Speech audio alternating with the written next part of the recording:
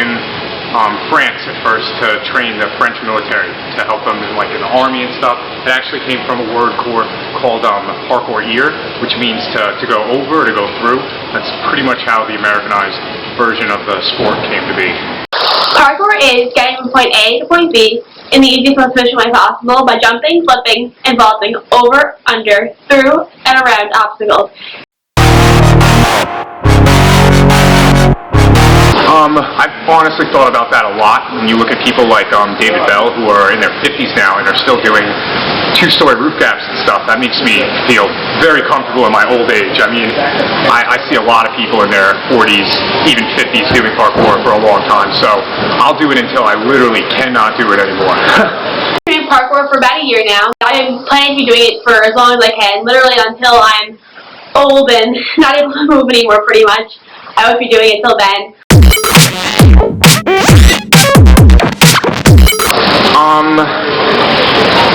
That's a little bit of a more complicated story. I mean, I'd always been doing little boyish things, jumping over fences and stuff like that, but I hadn't actually come to terms with what it was called until I met this kid, Gareth Field, who introduced me to all the terminology and stuff like that, and that was probably back in 2004, 2005. So that was when I actually realized that I was doing a sport and not just running around breaking stuff.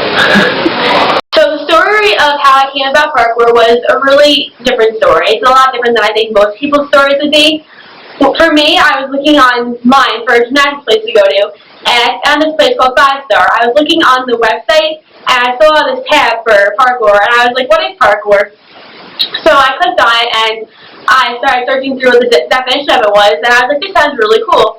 So I went and I started looking at videos of it online, and I thought it looked really, really amazing and stuff. Like, that'd be something that would be really cool to try. So I had to convince my parents if I could do it. It took a couple months to convince them, and I finally got to go there. And that's kind of where it took off, and I've loved parkour since the first day of class.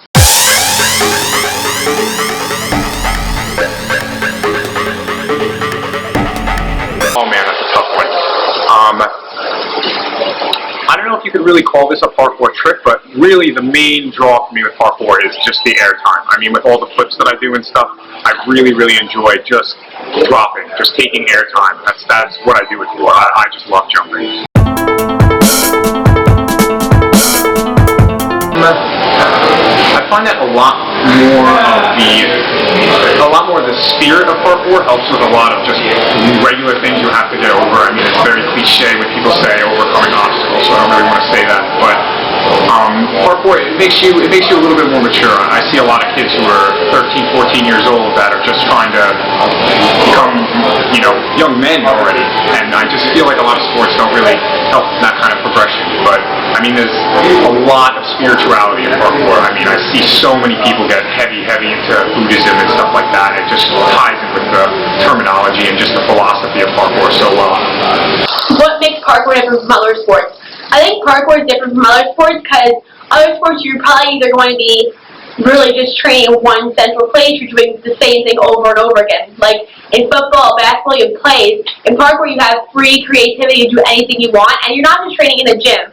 You can go train outside. You can train anywhere at all you can go, and if you just train there, it's really a great thing about parkour is that it doesn't matter where you are as long as you just have the will to do it, you have the guts to do it. You can just do it anywhere, basically.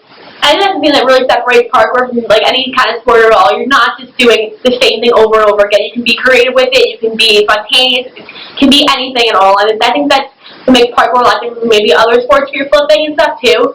I think that parkour has the uniqueness to it that it's like no other sport out there. Also, I think that the fact that you're doing anything, you can dream of so much crazy stuff. You can do flipping off of anything. You can do amazing things out there. I think that's something really, really amazing about parkour. I think that's something special that parkour has that maybe other sports don't really have.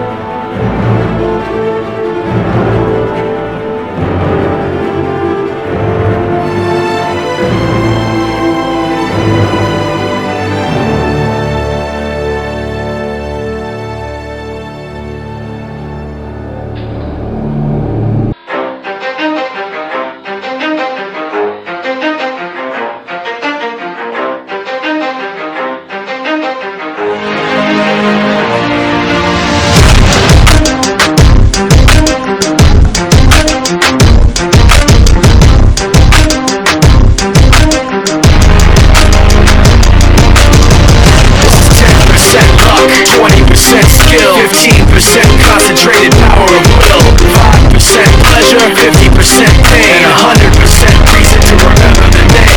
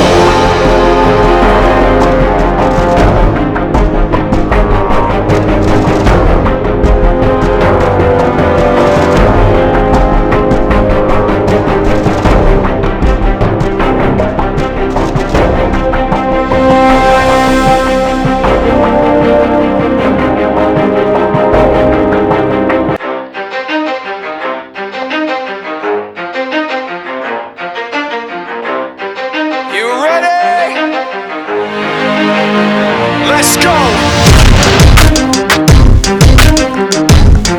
Yeah! For those of you that wanna know what we're all about, it's like this, yo.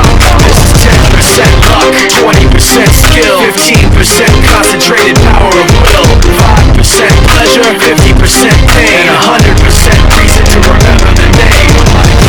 He doesn't need his name up in lights, he just wants to be heard, whether it's the beat of the mic. He feels so unlike everybody else, alone, in spite of the fact that some people still think that they know him. But no, he knows the code. It's not about the salary, it's all about reality and making some noise, making a story, making sure his click stays up. That means when he puts it down, Todd's picking it up. Let's go. Who the hell is he anyway? He never really talks much, never concerned with status, but still even is starstruck. Humble through opportunities given despite the fact that many misjudge him cause he makes a living from writing raps. Put it together himself, now the picture connects. Never asking for someone's help or to get some respect. He's only focused on what he wrote. His will is beyond reach, and now it all unfolds. The skill of an artist. This is 20% skill, 80% fear, be 100% clear, cause Ryu was ill. Who would've thought he'd be the one that set the West in flames? And I heard him wreck it with the crystal method, name of the game. Came back, dropped Megadeth, took him to church. I like Bleach, man. Ryu had the stupidest verses, dude, it's the truth. Now everybody giving them guest spots and stocks through the roof. I heard he f***ing with that stock. This is 10% luck, 20% skill, 15% concentrated power of will, 5% pleasure, 50% pain, and 100% reason to remember